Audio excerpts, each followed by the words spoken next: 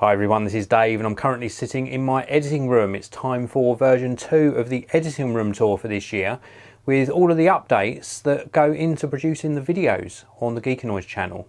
Let's take a closer look. So let's start over this side of the editing room. We've got two printers here, the Brother HL3150 CDW. This is a full colour laser printer, absolutely superb machine.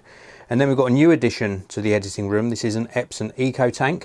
This in fact is the ET4550 and this is super economical to run. And then moving over to the white desk, this is a new addition to the editing room. This is a 5K iMac 27-inch.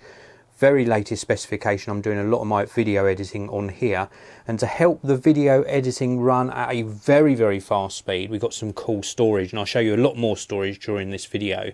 But here we've got not one but two OWC Mercury Elite Pro Dual Minis. These contain two solid state drives in each in a RAID 0 configuration. Super fast for video editing, very cool indeed. We've also got a Just Mobile drawer here. This is where I store all of my dongles. And then on the desk just here we've got the Apple wireless keyboard with the numeric keypad and also the Magic trackpad. There's my production camera, the Panasonic GH5. Just underneath the iMac we've got a 12 South high-rise. This is very cool. This not only lifts the iMac up to a really nice ergonomic height with adjustable shelves inside, we've also got some storage in there as well. So we can put a hard drive or two inside, tucked away behind this sort of perforated metal front. And if we take a look around behind the iMac, we've also got a little shelf, again from 12 South, and on there we've got a little backup hard drive sitting on the back of the iMac. This is a very cool way of adding extra storage hidden away behind your iMac, a really neat solution from 12 South. Now on top of the shelf here we have got some little geeky gadgets. I love my Funko sort of figurines and Funko Pops. They are absolutely awesome. And there's my Lego camper van build over the back there. For networking, or for the network, we've got a Linksys 16-port gigabit Ethernet switch up on the shelf here. And then these shelves are new to the editing room as well. We've got some extra storage for review products, etc. This is a Lexar workstation. It's like an SD card reader, connects via Thunderbolt. And then down here we've got yet more storage. Now this is the very latest G technology G-RAID. This is a 16 terabyte hard drive, two hard drives inside, RAID 0, very fast and a large capacity. And then here we've got a StarTech enclosure.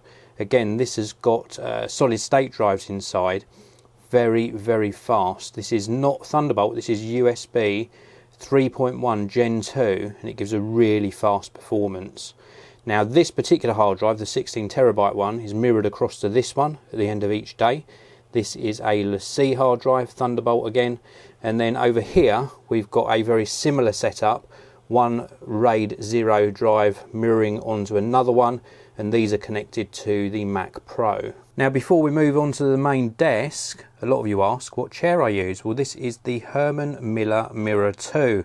Highly recommended. It is a big investment, but they last a long time. My last chair from Herman Miller lasted well over 8 years and was still going strong, but I just wanted to change to something a little bit newer, and this offers excellent support for if you're using a chair or a desk for prolonged periods of time. It's very important to look after yourself and get up, obviously get exercise, but if you are sitting at a desk, this is highly recommended. Now just one last thing before we take a look on top of the desk. A lot of you ask, well, what happens if the power goes down?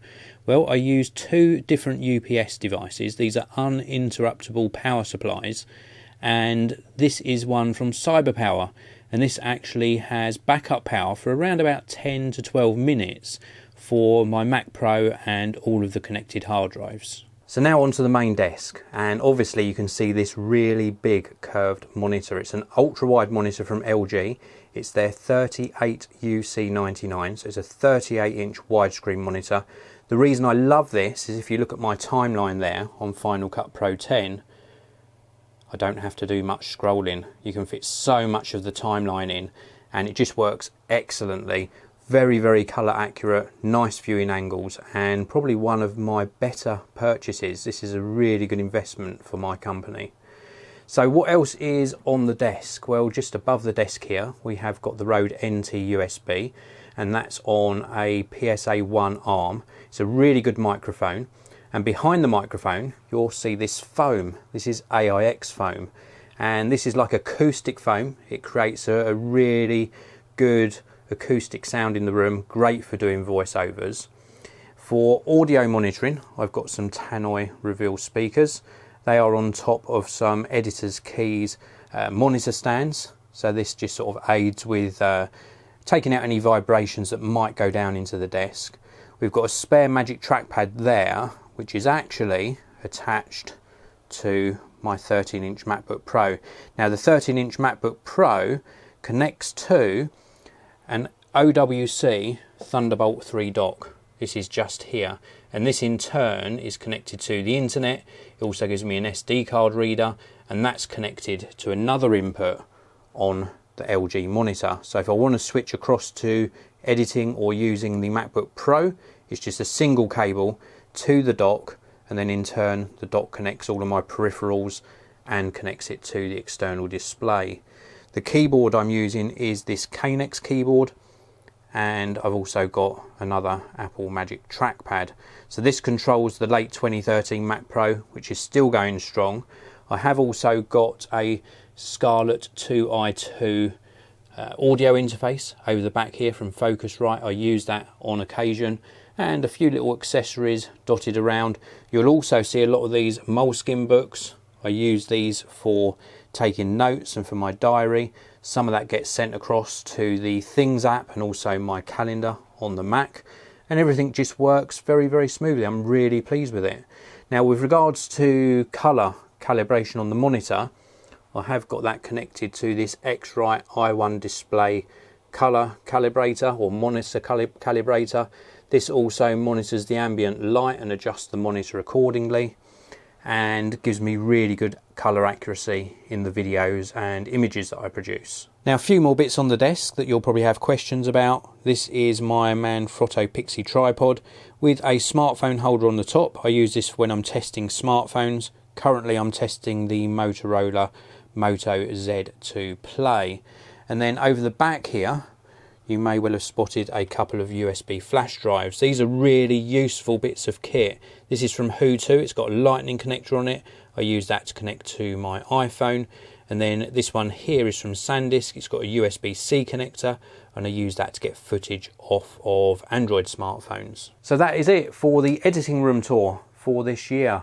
I produce a lot of videos for the Geekanoids channel and other clients, and this works for me really well. The main thing I've had to upgrade this year is obviously a faster editing machine in the form of the iMac, and also faster storage which comes along with it. And that's all to do with the 4K footage, because everything's moving towards 4K. If you've got any questions at all, leave them in the comment section below. Thank you very much for watching. I really do appreciate it. Hit that like button and subscribe, and I'll see you in another video very soon.